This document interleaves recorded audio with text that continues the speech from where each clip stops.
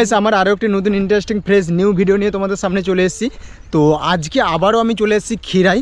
তো ক্ষীরাইয়ের মোটামুটি একটা আপডেট দিতে এসেছি যে তোমরা এখন আসলে সমস্ত ফুল দেখতে পাবে কি পাবে না, সেই জন্য জাস্ট আসছি। আর তোমার মোটামুটি বিস্তারিত সমস্ত কিছু তো আমি আগে ভিডিও বানিয়ে দিয়েছি। ওয়েলকাম টু ক্ষীরাই, বাংলার ফুলের উপত্যকা। এই জায়গাটা থেকে পুরো সম্পূর্ণ ভিউটা তোমরা পাবে, অর্থাৎ এন্ট্রির কাছ থেকে। এই কংসাবতী নদীর পাড়েই এই ফুলের উপত্যকা, অর্থাৎ এই নদীর জল দিয়ে সমস্ত ফুলের চাষবাস হয়। এখন দেখতে পাচ্ছ মেলা টেলা সমস্ত কিছু বসে গেছে।